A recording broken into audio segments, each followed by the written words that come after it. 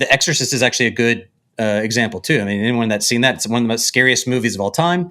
But at the end is this like incredible depiction of Christian faithfulness of a priest, a Christian representative, taking on this demon that has possessed a young girl and sacrificing his life to save her. I mean, like it is a Christian story through and through, but it only works because the evil that they're facing is real and legitimate.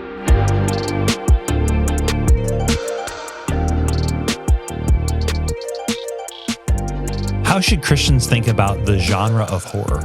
If perfect love casts out fear, is there ever a place for Christians to engage scary stories? I'm Bill Gorman, campus pastor of the Brookside campus. And I'm Paul Brandis, campus pastor at the Shawnee campus. And today on the theFormed.life podcast, Dr. Kutter Callaway joins us to talk about faith and horror stories. Dr. Callaway is a professor at Fuller Theological Seminary, where he serves as William K. Brehm Chair of Worship, Theology, and the Arts, Associate Dean of the Center for Advanced Theological Studies, and Associate Professor of Theology and Culture. I first encountered Dr. Callaway in a class at Fuller Seminary, and I knew right away I wanted to have him on the podcast. He has PhDs in both theology and psychology and brings a really unique insight into his cultural analysis because of those two disciplines. Yeah, that's exactly right. And so whether the horror genre terrifies you, which is kind of my story, or intrigues you, there is so much to glean in this fascinating conversation. Let's jump in now.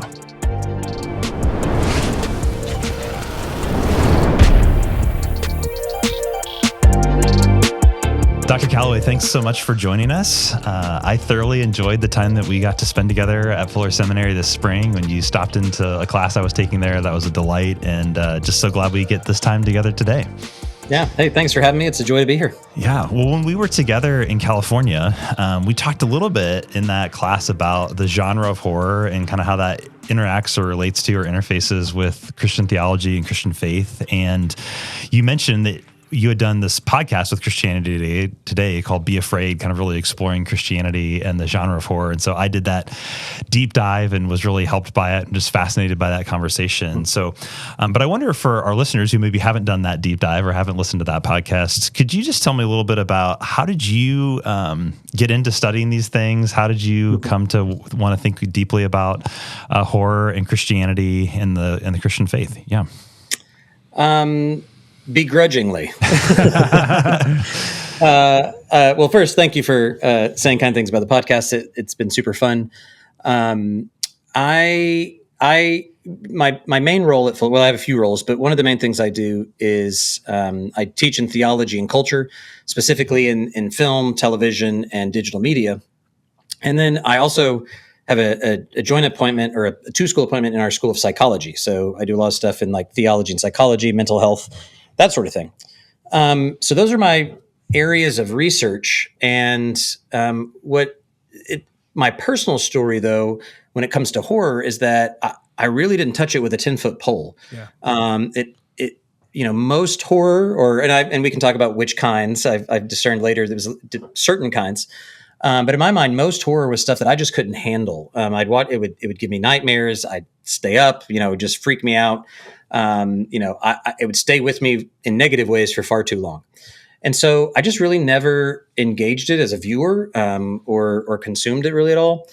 And yet I thought of myself and positioned myself as this researcher and expert in specifically contemporary U.S. culture around TV and film, right? And so during and after COVID, horror's always been a pretty prominent part of the market. But since COVID, it actually has gobbled up a huge market share relative to where it was before. Oh, that's interesting. And so I was just really fascinated with like, okay, well, what is it about now that this genre or subgenre of film is capturing the imagination of so many people? And given just its sheer popularity, can I in good conscience no longer look at it as a significant trend in American society? And I kind of was like, well, I'm going to lose my, researcher card if I don't, do a good job of going into it. At the same time, there are a couple other just people in my life that, for whatever reason, we're in LA, and you throw a rock here and you hit 7 people in the industry. And a number of the people that I knew were people of Christian faith who were also in the film and TV industry were actively working on projects in the horror genre. And they were saying, you know what, this is one of the best mediums for me as a person of faith to do something in the creative world. And I'm like, what? And so it was all these sort of overlapping things, the public interest, just some personal connections I had with people in film and TV, and then my own hesitance with it. And I kind of said, well, as a researcher, I'm gonna look at it kind of as an anthropologist and go in and go, what's happening here? And why is it that some people seem to love it and enjoy it and it doesn't bother them? And then there's people like me that it affects deeply in some really interesting ways. And above all, and all of that, because I'm a theologian, the underlying question that I'm always asking, no matter what, is, and what is God up to in it? Right? So where is it that we might see and discern God's presence and activity in people's lives and the Creator's lives and my own life, as we learn more about why this is gaining such attention right now? So that's sort of the origin of it. But yeah, I definitely didn't go in being like, I love horror. And as you now have listened to the podcast, and those who do will see that we set it up as sort of a journey for me of going to these places where I'm kind of encountering some pretty creepy stuff along the way. Yeah. I remember as a college student, I went to a friend's house and watched The Exorcism of Emily Rose, and I literally did not sleep that night after watching that film. It was just, nor should you.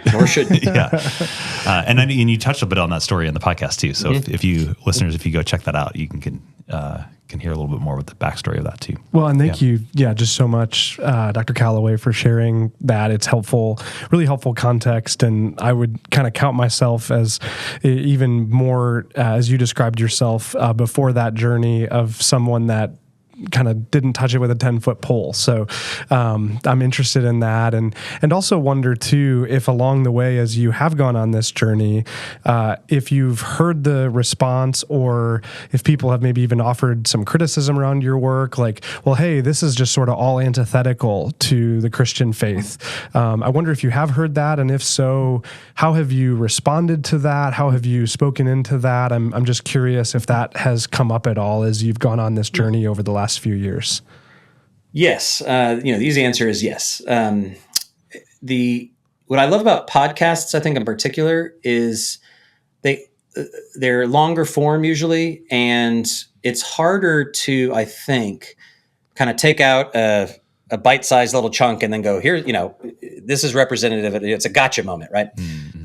So it leans towards nuance and conversation and dialogue. And I think as people actually listen to it, then they'll actually see it's a pretty nuanced take. It's not, all bad or all good in terms of my take on the horror genre.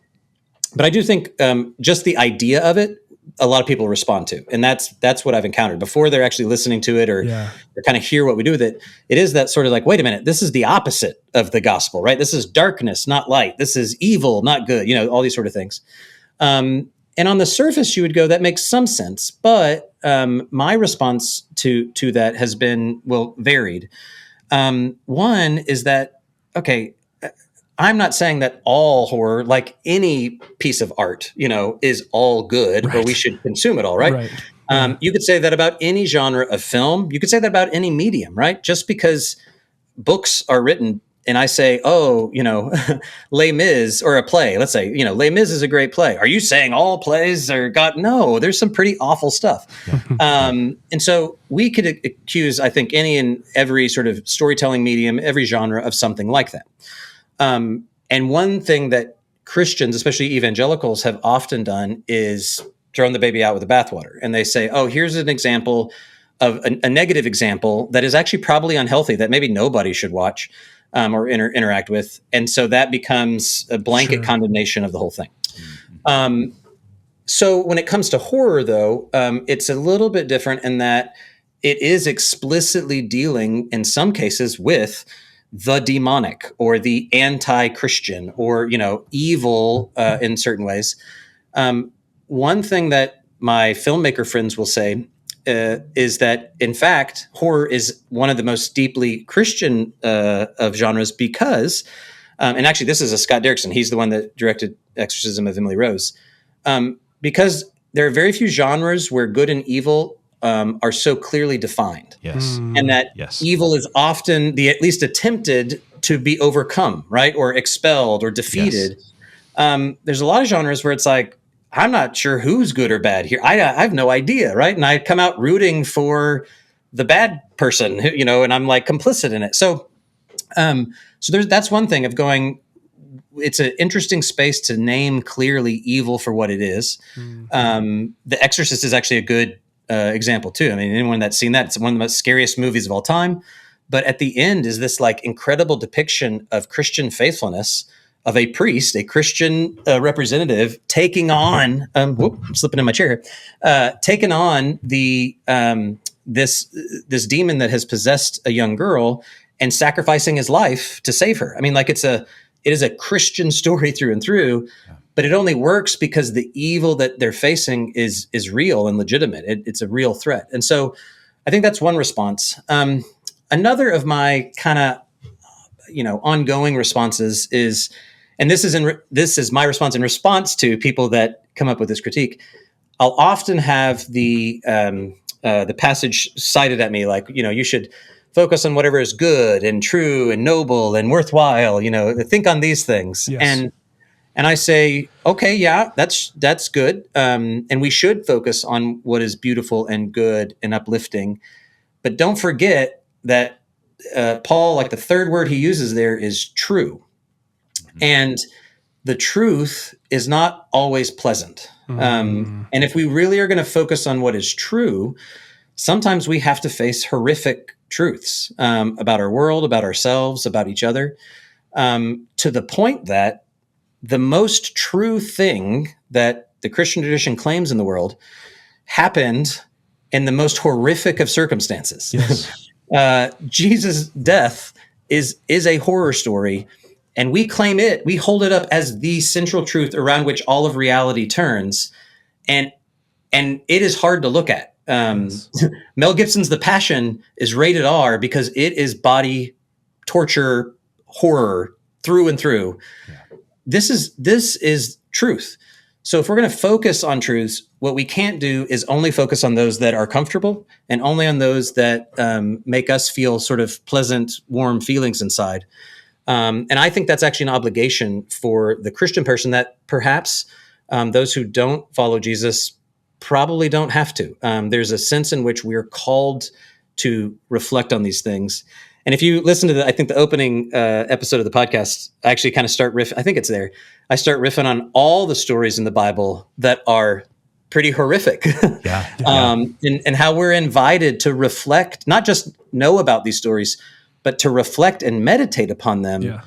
Because somehow there's truth in there. God's speaking to us in and through these horrific tales. So those are some of the ways that I respond, while fully acknowledging there are some films that just nobody should watch and aren't going to be good for anybody. Yeah.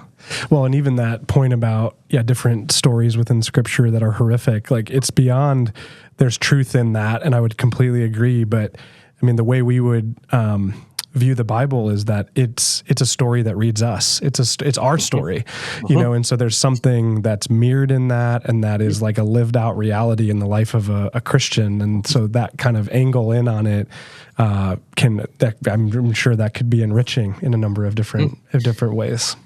Well, there's some fascinating research along those lines of the way that people dealt with the COVID pandemic. And all the sort of like mental health ripple effects that came with the sort of trauma of COVID. And a couple research studies were done on people who consumed large amount of horror fiction versus those who did not at all. And in terms of depression and anxiety and suicidal ideation, statistically significant amounts of people who watched horror genre had way lower levels of depression, anxiety, whatever, coming out of COVID than those who didn't. So there's something about exactly what you're saying, that these stories, now I'm not putting a horror movie on par with the Bible. So, I'll say that, but just the process of letting a story sort of read you and kind of connect with you and your story and where your lived experience is. There's something about a kind of resilience that comes from allowing that story to kind of connect to your life and offer you an opportunity to process that in ways that some of the rest of us don't have. And that's one of the brilliant things about a communal text like the Bible and us as communities getting around it, is that's the ritual that we kind of go through when we get together, is how do we let it read us? And as it connects to the life that we live, if you never had that possibility, what would your life be like? And that's what some of the interesting psych research on horror in particular is showing right now. That is so fascinating. Well, one of the themes that you come back to over and over again in that Be Afraid podcast is this idea. I think you quote Wes Anderson, or Wes Craven rather, not Wes Anderson. That's a different director. I was gonna say, that's not a different genre there. Definitely not horror. Definitely not horror. Altogether. But Wes Craven saying like, we are drawn to these stories not because we want to be afraid, but because we are afraid, and that it's a way of processing, and we even talked about this a little bit in the class out in California. Just it's a way of processing the fear that's already there, and I think even in the biblical tradition, there's such a powerful reality from Genesis chapter 1 on of naming, and being able to. So I think the genre also becomes a way to give a name, to reveal, and even kind of in that sense of apocalypse, of uncovering and revealing what's already present now outside of the garden, that there is fear inside of us, and it's a way to deal with that and interact with it. Well, it's a good, I think, bring up apocalypse and Revelation, for example. We today, nowadays people make all sorts of things out of that book, but it emerged from a context of a lot of fear and oppression and marginalization and suffering, deep suffering. Yeah. And yet here comes this like bizarre, mystical, part horror, part monster drama, part, blood filling up valleys, like all these things. And it's kind of like that's horror fiction, right? We're creating this way to process through, where is God in the process of all of this oppression and suffering? And how do we understand the way that God is up something? And how do we talk about that in a way that, oh, by the way, our Roman overlords don't see and go, they're organizing, go kill them. It's like, no, we're going to do it in imaginative ways that allow us to process it without it being so on the nose that we're talking about how we're being oppressed under the thumb, So I think it's a great example as a whole book of going, you could read it kind of as horror literature, apocalypse. Yeah. Well, and I wonder if I can jump to asking you about the Gospel of Mark. Bill's mentioned that that's a particular one of the gospel accounts that you have kind of pulled through that lens a little more. And I would just be fascinated, your reflections on that. We're preparing actually here at Christ Community to teach through the Gospel of Mark at some point coming in the future. And so I really perked up when Bill mentioned that because I was like, oh man, I'd love to hear that angle on that particular account of Jesus's life and ministry. Yeah. So some of that work that I've done, it isn't in the podcast, but it's in a book that I wrote called The Aesthetics of Atheism, along with one of my colleagues, Barry Taylor. And look at that. There you go. For those watching on YouTube. Got it right there. I'm holding up the book. Yeah. And so what we were trying to do was to say, so the first section of that book is on the horror genre, and I focus specifically on Stranger Things. Season 1. So when it came out, there was just season 1. In part because I think it's an accessible kind of horror. This is my early stages of going. I'm getting my dipping my toe. Me too. In the I'm horror, right there with you. I'm right there with you. Yeah. Now by season 4 of Stranger Things, it's like full on supernatural horror gore. So it really is. Yeah. It really so is, spoiler alert for all those, but light spoiler. Exactly. And so. There's all sorts of different kinds of horror, and at least the early part of Stranger Things was not really supernatural per se. It was a very sort of actually non-supernatural version, in my read of it, of horror. It was like this inverted thing. So the upside down was a real place, a physical place, but sort of like beyond the veil that we can see and touch and taste here, right? So it was both material, but invisible. So it's this interesting way to get into what we think about horror or the supernatural. And I said, going through and kind of analyzing that show just as a show and as part of the horror genre, how does that help us come back to our stories? And one of the things that I think just because I'm a contrarian, I'm a second born of 5. So I'm just always trying to needle my older sister. That's really like everything I do is like, what could get a rise out of her? And so, but in in a virtuous way, I often think we fall into we kind of fall into ruts of reading scripture. Yes. And it's not our fault. It's just how things go. But all of a sudden, this like really unwieldy text that is testifying to an unwieldy God becomes domesticated and boring and predictable.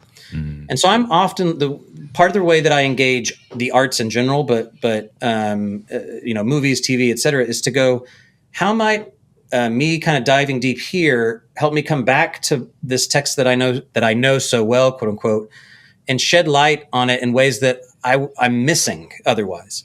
And so I said, basically, well, what if we took this sort of horror hermeneutic, if you will, or interpretive lens, I love that, and used it to read the Gospel of Mark? And we went through a few different options of which books, but this one came up, and it was the most fun chapter of that chapters. There's a few of them of that book to write, because it was like forcing me to do something I hadn't really done. I'm like, oh, I was kind of discovering these things along the way. I'm like, well, that's interesting, and whoa, I hadn't seen that or thought of that before. And basically, if we mapped it out, you can go from, I think it's been a while since I've written the book, much less read it. So we'll see if I get this right.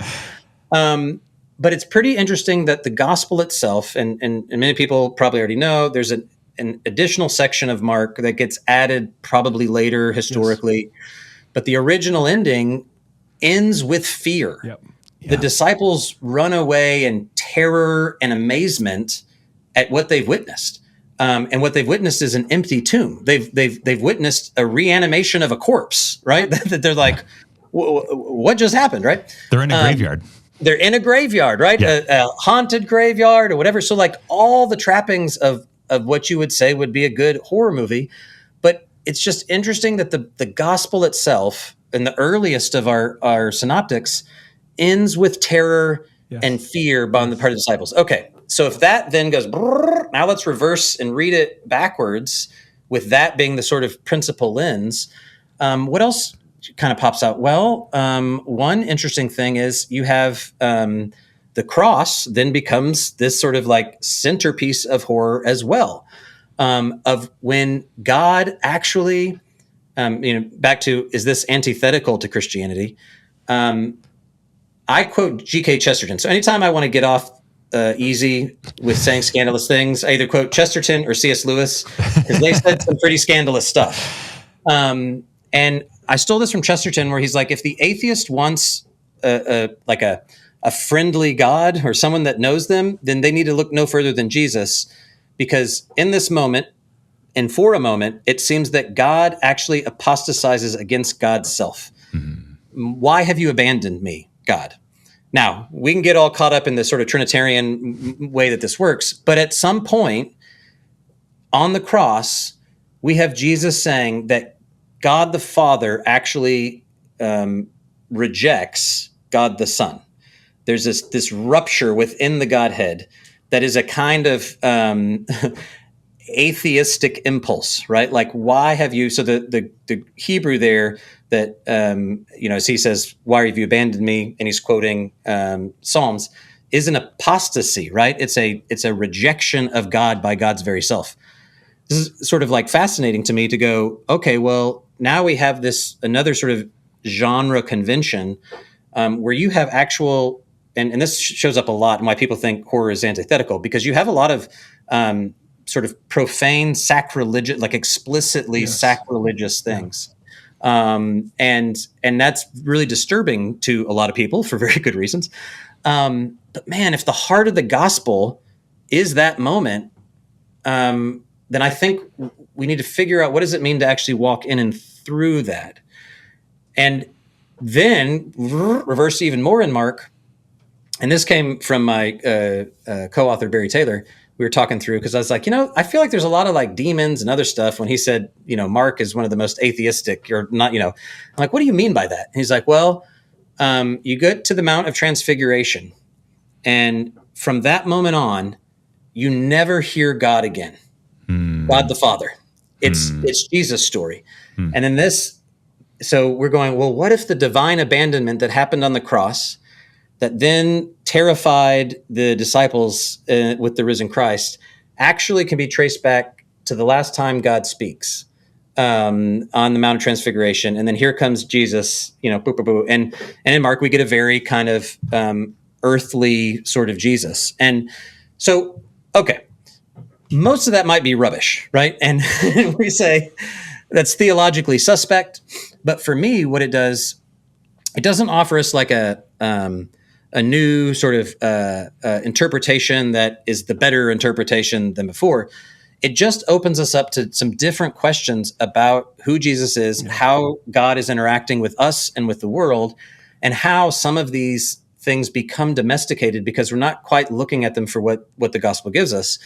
And we might come around that sort of exercise going like, okay, it's still Jesus still is who Jesus says he is, and Marcus still basically says X, Y, and Z. But man, I can appreciate it in a different way. And I'm asking different questions about why does the risen Christ scare me? Why does the notion of God's abandonment of God's self strike fear and terror into my heart? These sort of things that we often don't get to with sort of a traditional reading of it. Well, and even, that's fascinating, and that transfiguration in Mark and all the synoptics, but is such a pivotal turning point. And I love Mark's account of the transfiguration, particularly for how stark it is when he comes down from the mountain. So it's this moment where immediately he encounters the majority of his disciples in discipleship failure, again, which is a major theme of Mark, which I think we could probably plug into different aspects of the horror genre as well. And he actually turns back to the heaven immediately and asks in exasperation, how long must I put up with this unbelieving generation? Then there's no answer, right? There's no divine answer in that moment. And so then he has this beautiful, but kind of painful and difficult and horror laden interaction with the father. I mean, imagine being the dad, like you are living horror with a son that continues to try to commit suicide because of demon possession. So that's immediately following the descent from the transfiguration. So, I don't know. I'm so fascinated and helped by that, sparked creatively for sure. Yeah. And that's, for me, that's the goal is like, let's sort of reinvigorate our reading as opposed to this is the new Orthodox reading, and that's, I think sometimes where people get worried with some of the things I'm claiming, like, are you suggesting, no. This is an experiment in some ways. But what I wouldn't want is for us to avoid certain things simply because from the get-go, we're saying this is out of bounds or is unorthodox or is about darkness and evil. And this is the gospel. It should be good. And I go, but the goodness of the gospel is only like Good Friday is only good because of Sunday. Right. Otherwise it's not good. But you don't get to Easter Sunday unless you really have, I'm dead for real. Yep. And God is silent. And so that I think is a really important key that often we sort of gloss over. Yeah, that's right. Well, and I think even in that story that you were talking about, Paul, right after that transfiguration, another way that I think the horror genre can, you were mentioning earlier, Dr. Callaway, just like sometimes our reading of scripture just becomes sort of, we know it and we lack imagination around it. And it's like, you think about, we mentioned the exorcism of Emily Rose before, and it's like you bring an image like that to a dad whose child is being possessed. And it's like, oh my goodness, like what Jesus is delivering this person from is not just, is truly something horrific, but it's easy to, I think, read those accounts and not feel the depth of what that family, what that boy is experiencing. It's like, he gets thrown down in the fire and Jesus heals him. And it's easy to just kind of go through that and, I've heard that story, however many times. But then when you bring some of these lenses of imagination that I think the horror genre can help us with, it's like, wow, Jesus did something incredibly profound in rescuing this child. Yeah. Well, and it's, to me, this blows out into all sorts of different places. But one is, this was more making the podcast. I was surprised how, I don't know why I was surprised, but I guess I was surprised how it did not take much to start hearing from people and all of their stories of interactions with the supernatural, specifically supernatural evil. And many of them Protestants going, we don't have the practice or even the framework for making sense of that. Some of our charismatic brothers and sisters have a little bit more experience in that, but then it's also a little bit isolated to North America and the West that sort of in the sort of post-scientific revolution, we are more scientists than we are Christians. And so us going back to a first century text about demon possession, we are almost, it's like a knee-jerk reaction to go with this. Yeah. Okay. Well, yeah, that's happening. But it was a mental health issue, or it was something else. Right. And so it's fascinating in the horror genre. There's this trope where it's the religious representative that's the most skeptical of the thing that's happening, right? Yeah. And they need the non-believers to be like, I don't know what you're looking and seeing at, but that is a demon, and that's projectile vomit, right? Like, what, don't you Christians have the answer? Like, don't you have the tools? Isn't your God the God who claims? And so it's this fascinating, to me, opportunity where we go, not only is it us rereading our text, but we have a society that's literally saying we are encountering spiritual realities, and depending on who you are, you can define that how you want, but we are encountering spiritual realities in our life that we cannot contain or account for. Yeah. We don't have the tools or resources to do anything about, but you're telling us they're not real. It's like you're gaslighting us when we're coming to you for help. And I'm looking at it as this really great missional opportunity to say, hey, you know what? We've got some stories about this. We've got some tools. We've got some resources. But before we can even be a part of that conversation, we have to reckon with the fact that we've kind of downplayed it. And it's been a really big challenge to me because, I was raised in I don't know what you would call it, but I was a kid in the 80s during the Satanic Panic, right? And so the idea of Frank Peretti novels and like all of the stuff, spiritual warfare was real. And so I kind of rejected that a lot when I got a little bit older, and then have had to realize like I need to do a better job of accounting for how I actually reckon with what we would call the supernatural. And am I too quickly writing things off that ought not to be, especially when I have real life relationships that it's really hard to do anything with. And it's a luxury of being in North America. Yes. Almost every pastor that I talk to in the global church has an exorcist on staff, or they are a de facto exorcist. Yes, which to me is fascinating. So at Fuller, we do not we don't have classes in exorcism, but we probably should, because if you go anywhere besides the U.S., that's part of your job as a pastor. Yeah. I was recently with our partners in northern Kenya, and talked to a pastor there, a young pastor. I'm 42. He's probably half my age. And he's like, showed me pictures of, this girl, she's been mute. I've had to several times, her parents are Muslims and traditionalists, and I've had to perform exorcisms multiple times, and then she'll speak again. And, but that's just like, that's Tuesday for him. Right. Yeah. Oh man. Yeah. Wow. Yeah. I don't know how we got off on exorcisms and other things, but it's not unrelated. That's for sure. No. I'm wondering, are there any, we mentioned Stranger Things as a potential example here, but any other particular horror films or stories that you find are actually rich for theological reflection, or could be helpful to people as they're seeking to maybe integrate or step into this conversation at all? Yeah. Well, yes. And I guess I should give a big, what would you call it? A big word of warning or something. Yeah. Just because they're rich for theological investigation doesn't mean that I'm like recommending them for everybody. Yeah. Because some of them are really difficult. And I think I would couch this in similar ways with any sort of media habits, is that you have to know yourself and your own sort of inclinations and sensitivities. And then also it'd be good to be in relationship with other people, with any media, but horror in particular, since we're talking about it. And some people, it's just like, I don't have a really good reason why they should really ever watch it, given who they are.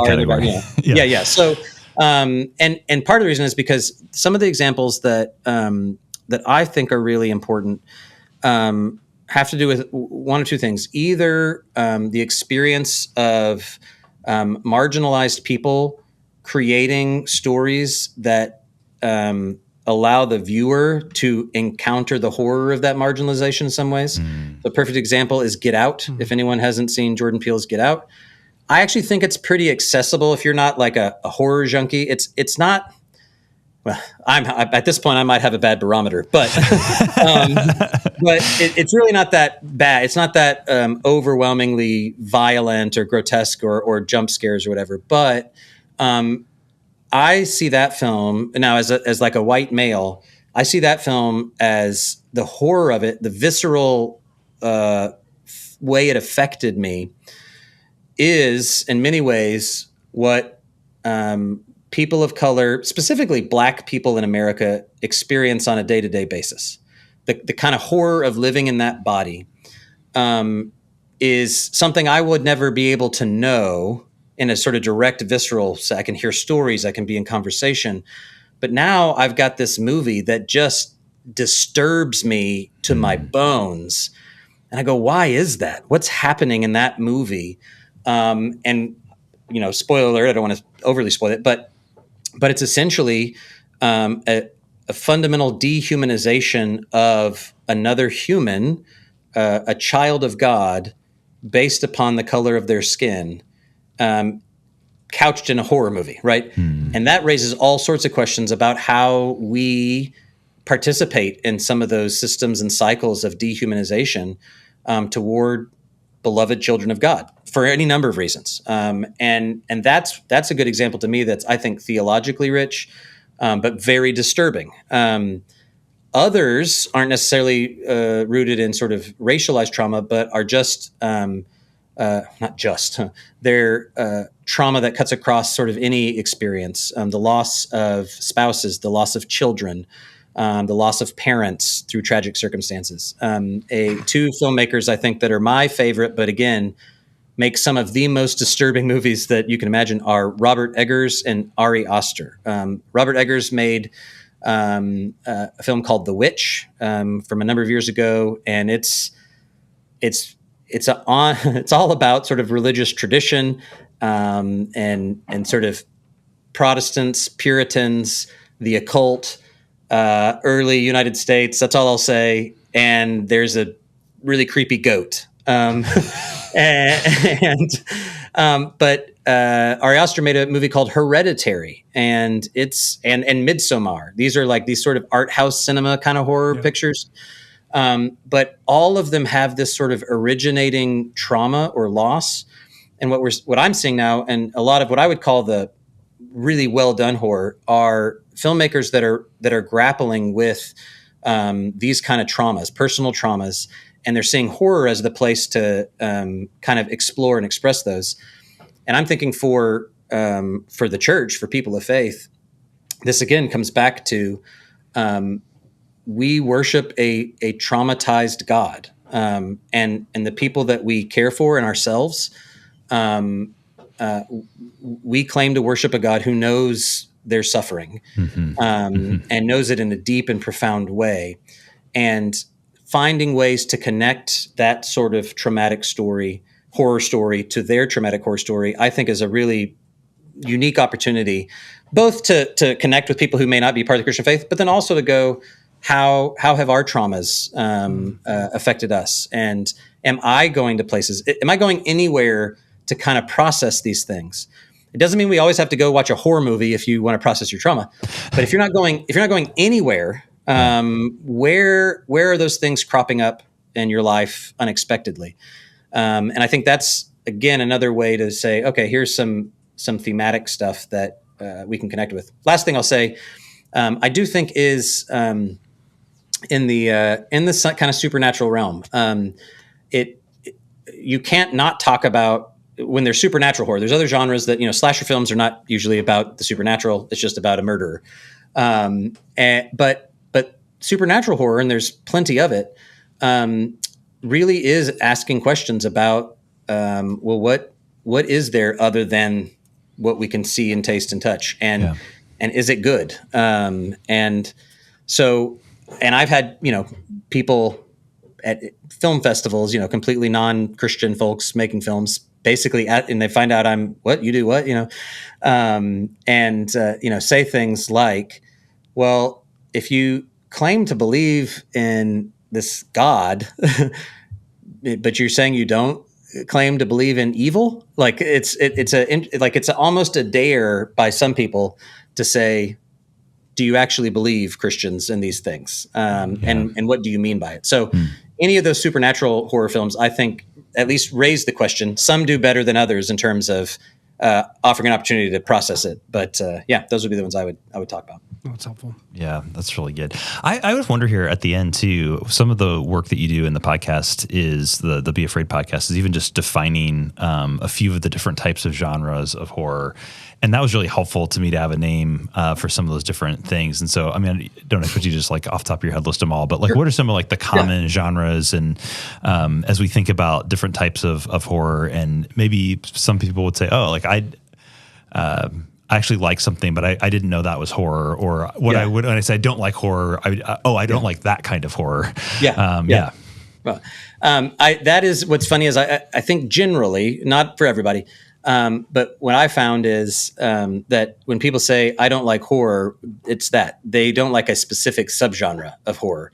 And they say, well, that's what horror is. What I'm watching is psychological thriller. It's not horror. I'm like, well, okay.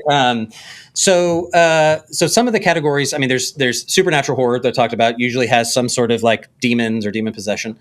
There's monster films, monster horror, and that could range. And these categories aren't arbitrary, but they're not hard and fast, right? Like there's overlap. Yeah. So you get your things that are any kind of like monster character. So Stranger Things has a monster in it.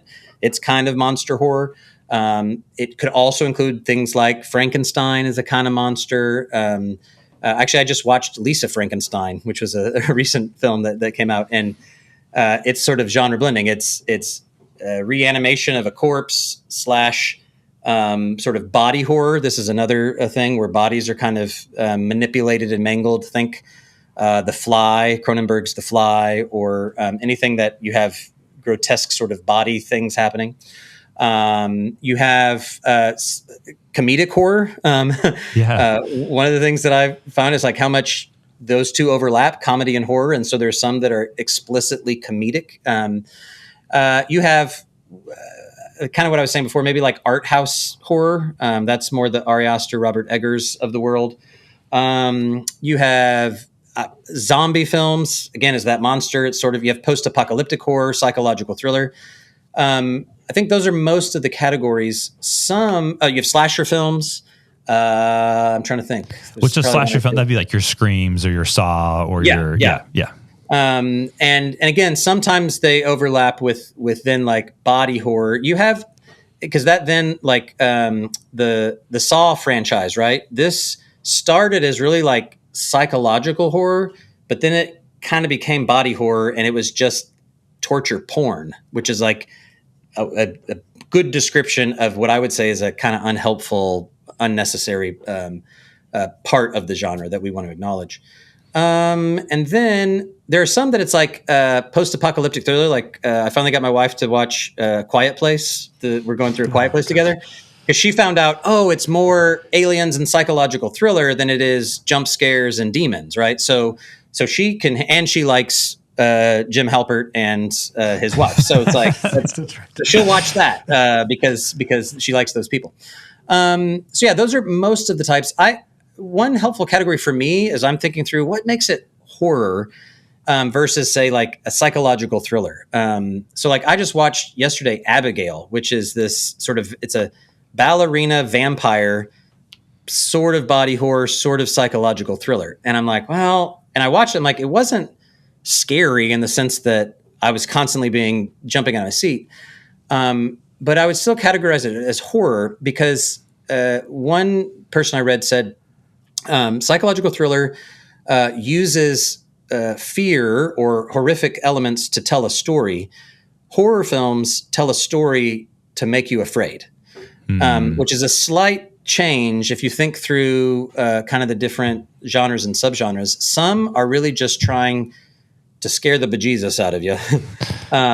Others are leveraging fear to more effectively tell a really compelling story. And where and when you draw the balance between those is, I think, kind of an interesting way to talk about what do I like, what do I not. And I tend to like ones that use fear to tell a really compelling story than are just there to try to get me to, jump out of my seat. Yeah. Even though sometimes that's kind of fun. Yeah. That's a helpful summary. Yeah, really appreciate that. Bill, any final questions as we look to wrap up? Or? Yeah, I don't know if there's any final things that you'd want to mention, Dr. Callaway, just as anything we haven't asked yet, or that you would just say like, I want to leave you with this, or as you think about all this. Yeah. Any final thoughts from you? Yeah. Yeah. I mean, I think on the whole, I tend to think that, kind of like what you had said before, quoting Wes Craven, is that I don't want to paint with too broad of a brush, but Christians in the United States operate according to a lot of fear. We're very good, actually, in many ways, about leveraging fear, stoking fear, talking about what we're afraid of and what and a little story I tell about the podcast that sort of shifted my thinking in the process of making it was, initially I thought a Christian response to the horror genre or to fear would come down to, perfect love casts out fear, meaning that part of what we're aiming for as followers of Jesus is to actually overcome fear through love, that we would eradicate it or something. And I was like, well, that may be true, but at the same time, we're told that fear of the Lord is the beginning of wisdom. And I thought, well, I guess that means you're not supposed to entirely get rid of fear. You're supposed to fear some things. And it seems like over and over we're told, don't fear the one who can just hurt the body, but the one who can, condemn the body and the soul. Fear God, right? Fear God is the beginning of wisdom. And I thought, I think what actually we're being called to when it comes to our fears is not to get rid of it, but to learn how to fear rightly. And so much of our lives is about misdirected fears, fears of things that are misplaced or unrealistic or ginned up by somebody who's wanting to exploit our tendency to be afraid. And our calling is to actually go, it's not fear that's a bad thing. It's when it becomes misdirected. So how do we think about discipling our fear in a way that points it back to the one who can hold all of our fears? And that, to me, again, it's not for everybody, but has been the helpful process that I think has sort of shaped me in my going through these horror stories, is helping me learn each time, like, well, where should I place my fears? And who should I be fearing? And then more importantly, what should I not be afraid of because of my relationship with Christ? So I think that'd be the last thing I would say. It's a wonderful place to wrap. It's a great place to end. Yeah. We do always ask our guests one final question, a little bit of a get to know you, and we never know the answer in advance, and we've just had so many awesome replies to this. But if you could do something other than the amazing and already really, really interesting work that you get to do, but if you could do something else, if you had another sort of vocational story that you could write, what might that be? Like, I love my job as a pastor, but I might design escape rooms or be in sports broadcasting. So, yeah.